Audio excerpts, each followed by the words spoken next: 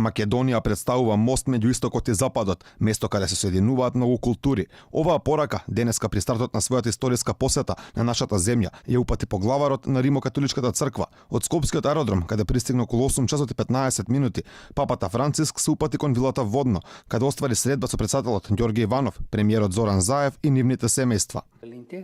Вашата земја представува мост меѓу истокот и западот и место каде се соединуваат многу културни струи, каде се обединуваат многу посебни карактеристики на овој регион, важните сведоштва од византиското и османиското минато, цртите тврдини на планините и прекрасните иконостаси на старите цркви ја покажуваат христијанската присутност од времето на апостолите. Се истакнува незината богата 1000-летна култура што ја наследила.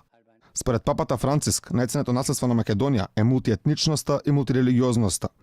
Оваа мешавина од различни етнички припадности и религиозни култури овозможи да се постигне мирен и долг соживот, во кој различните идентитети знаеа како да се изразат и да се развиваат без да ги негираат, угнетуваат или дискриминираат останатите. На тој начин тие доведоа до односи и комуникација што може да служи како пример и референтна точка за мирен и братски живот меѓу заедниците, преку различност и меѓусебна почит. Овие посебни карактеристики во исто време се од важно значење за патот кон што побрза интеграција со европските земји. Се надевам дека оваа интеграција ќе се развие позитивно за целиот регион на Западен Балкан и дека заедно со интеграцијата ќе се развива и почитувањето на различностите и основните права. Председателот на државата својот мандат го завршува токму пречекувајќи го папата Франциск. Ѓорѓе Иванов потенцираше дека можел да говори за славното минато на Македонија, за мисијата на свети апостол Павле или пак за онаа на светите браќа Кирил и Методи, Наоми Климент, но како што тој кажа, поважно било да се зборува за неизвестната сегашност на земјава. Искушението да зборувам за славното минато е големо, но верувам дека е многу поважно да зборувам за неизвестната сегашност, колку и да е тоа тешко.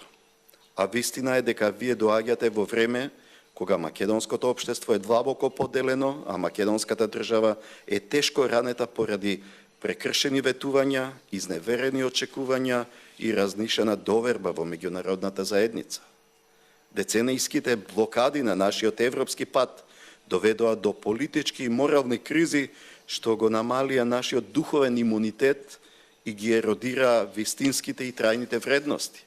Иванов, завршувајќи го своето обраќање, упати благодарност до папата Франциск што дојде во оваа земја, притоа упатувајќи повеќе до граѓаните со добра волја и чисти срца да препознаат символиката на оваа посета и преку понизност и простување, помирување и сплотување, преку одговорност и почитување да се вклучат во духовната обнова на Македонија пред да биде предоцна, без разлика на која вера припаѓаат.